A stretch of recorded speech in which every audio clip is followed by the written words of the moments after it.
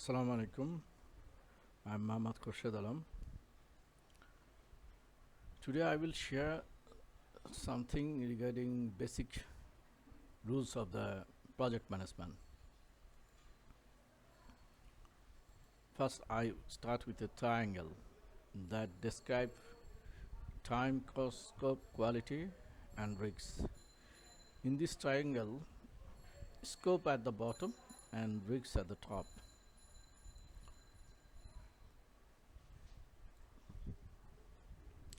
In a project, there are three things that are main element: scope, cost, time. The scope is the most important, as time and cost is estimated based on a scope. This is why it is at the base of the triangle or pyramid. Above all, there is risks in the triangle, as it may affect the whole project. A good project should be an all equal triangle. A balanced triangle is needed for a good project. If you increase time, cost will go down. If you reduce time, cost will rise. Similarly, quality will vary with time and cost. If you raise cost, quality will rise. Similarly, if you increase time, quality will rise. And if risk is not properly handled, then it will affect the whole project. Okay. Now let me share this. Let me explain something beyond the writing. Okay. So scope at the base of the triangle. Based upon scope, you will estimate cost and time. So a clear understanding of the scope is very important, because based upon this you will calculate time and cost. Also, quality at the heart or center of the triangle, because your quality is directly related with the with your planning, timing, and cost. And this will come from experience. Let me share one thing, one incident in my life, practical incident that I'm sharing with you. I worked in a fiber project. I was almost deputy project manager of that project. So when I started the project, I see that when I send SMS to the creek for the cricket information, because at the time the World Cup cricket was going on. So I get the return mail, return SMS at 2 p.m. on that day, almost 16 or 17 hours later. But when the project was finished, when I sent a SMS for the cricket information, the information was coming instantly. So there was an incident that I want to share with you. At the mid of the project, or maybe at the third quarter of the project, there was the vacation in Bangladesh. But my some walk around 900 meter was pending at that time. And when I calculated, I found that it is very difficult for me to finish the work before the Eid vacation. I cannot finish it. The fiber laying was burial underground. So then I put a thought that how to manage this one, because Eid vacation, a lot of people talk with each other, a lot of SMS are there, a lot of voice SMS are there, so lot of calls and lot of revenues are there. So at that time I decided that I should go aerial fiber, because aerial fiber is very easy to install, very quick, and very quickly it can be done. So I requested the subcontractor to do the works by aerial fiber for the time being. Later on, when the evacuation was over, we remove the aerial fiber and do the burial fiber, lay the burial fiber. So when we do the aerial fiber, to be honest, it was not that quality job as per the burial option. But during Eid vacation, the company earned a huge revenue, because the transmission network was with full capacity, so people was very easily they talk, very easily they send SMS. So the company earns a huge revenue. It was my decision indeed. So actually, it depends upon you. Sometimes you have to sacrifice quality to earn money. Sometimes you have to sit with your team member or customer or the stakeholder to take some decision that deviates from the quality. So at the time, the cost of aerial fiber installation was much less than the revenue earned during the Eid vacation. Okay. Now these are the four steps I think for a project: initial, planning, implementation, and closing. I think project manager should be involved in the all four stages, and the stages should overlap each other. So there shouldn't be any break or any discontinuity. A project manager should be involved in the initial stage. As you know, that when you are doing tendering, you need experienced people who are experienced in implementation to get involved in the tendering on initial stage. Because planning stage, this will fully depend upon the project team. But initial stage, I should prefer that a project manager or expert is get involved in the initiation stage and tendering stage. And sometimes the technical expertise may go with the marketing team to the customer or other areas. So the message the marketing team give to the customer, it is very clear to them. Okay, so project manager should be a leader in the planning and initial stage, and a manager in during the implementation stage. Challenges in the project: unclear objective, unclear technical complexity. You understand overcommitment mismatch. These things can be avoided if experienced team or experienced project managers, experienced technical people are involved, get involved in the initial stage. So the scope of unclear schedule, unclear mismatch commitment, overcommitment, unclear or changing product definition, this can be very easily removed. How you can make a good objective? What is the good objective or scope of a project? It should be smart, mean it should be specific, should be measurable, agreed upon. Customer and all the stakeholders are agreed with the scope. It will be realistic, should be time bound. There should be some specific time.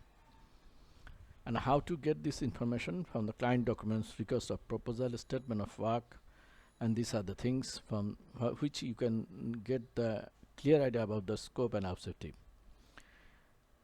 And now the benefits of planning: it will improve communication and other activities. Cost and budget can be estimated. Also, if you can do proper planning, you can reduce cost and budget. First, say you spend a small amount of time in planning, what will happen? You may do a lot of rework, undo work, or do work during the implementation test. But if you spend a reasonable amount of time during planning, the rework will go down, almost eliminate, and so you will finish the project in a single go. There will be not much work.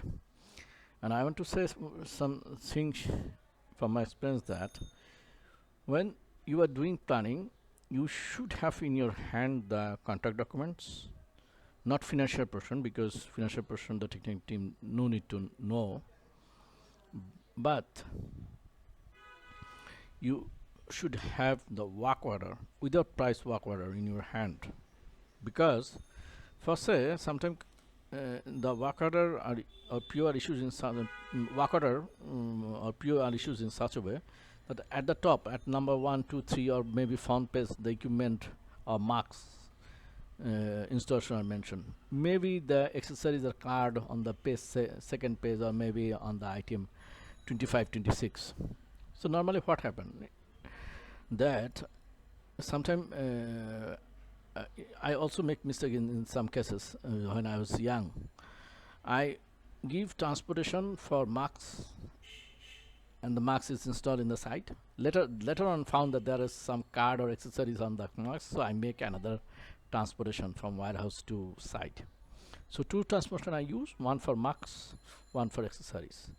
But if you go through very clearly or closely with that documents, then you can easily make a transportation in one, so that in one transportation you can transport marks, accessories, everything to the site. So your cost, one transportation or two transportation get eliminated.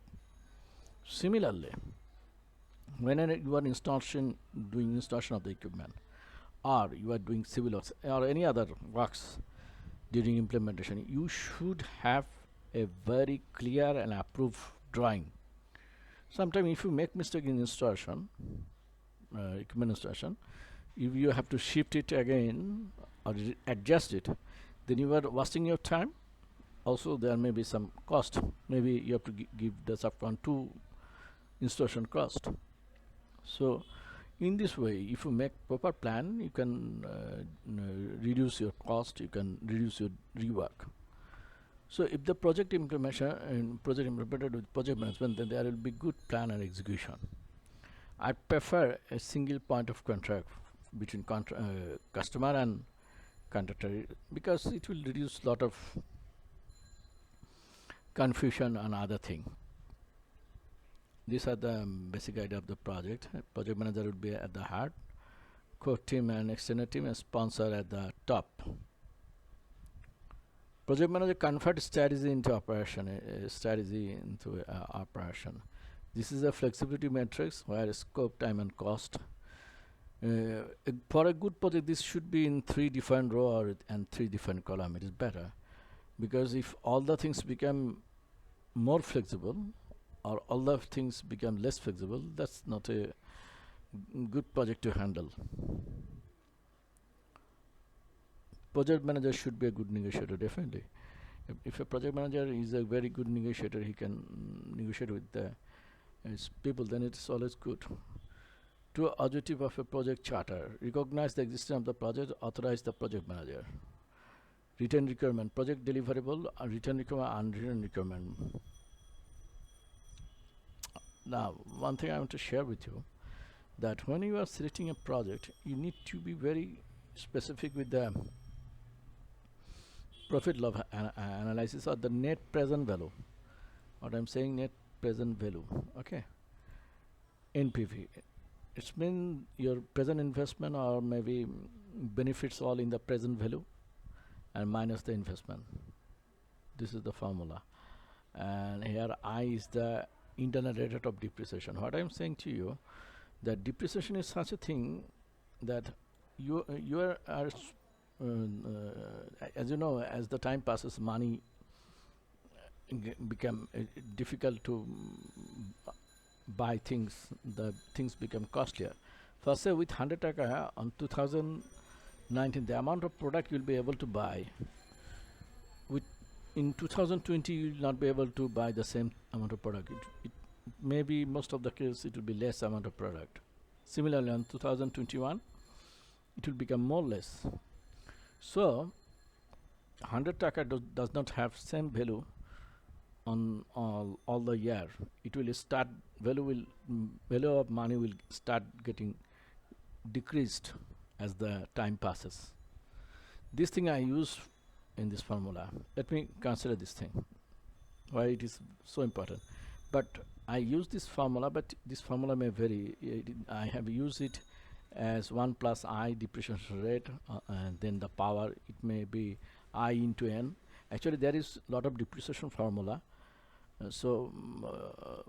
What I prefer, that when anybody is calculating the depreciation, he should look at the what is the phenomena going on that country. First, say you are doing in this this calculation in the Germany, so you have to know how the German people, the German financial people, they are doing, how they are using the depreciation. You can use it.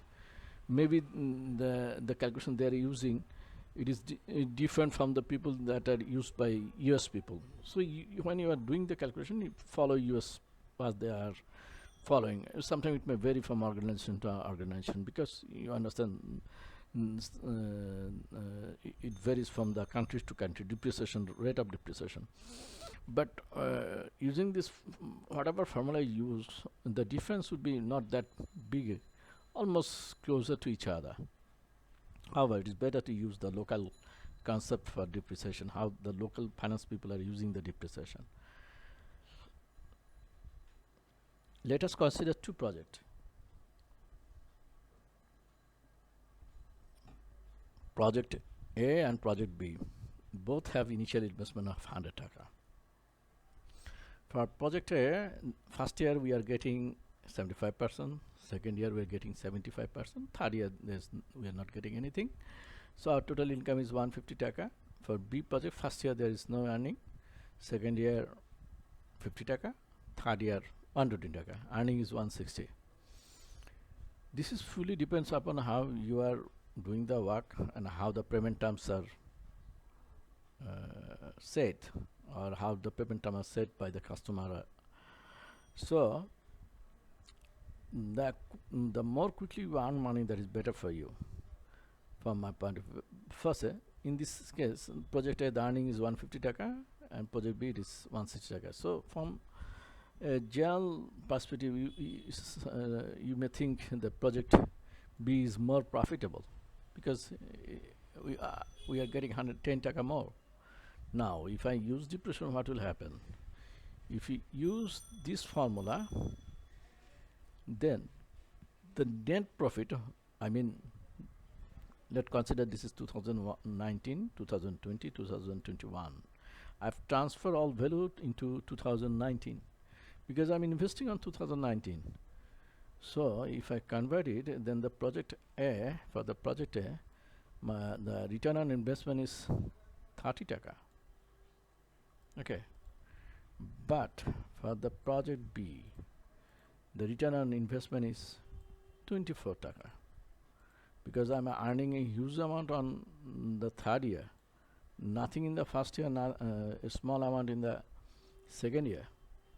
So in the general eye, it seems that the project B is profitable, but when you use the depreciation, it shows that the project A is profitable, more profitable than project B. So it is better that you earn money as quickly as you can after making investment.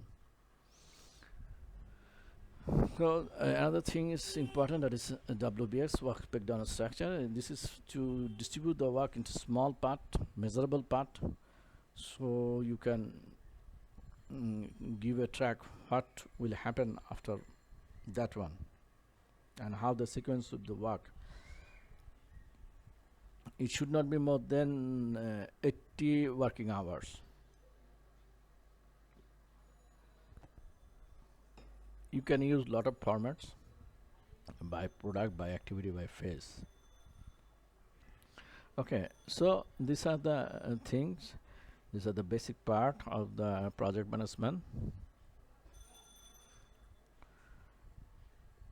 So WBS is very important, because a good WBS will give a good track on the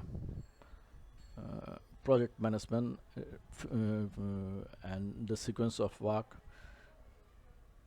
And another thing is the risks need to be solved as soon as possible. If there is any problem in the project, I think the project manager should assign someone, give him some time, a specific time, to solve the problem. Otherwise, if the long-term risks become an issue, I mean, it may increase a very big issue. It may hamper the whole project, maybe project duration.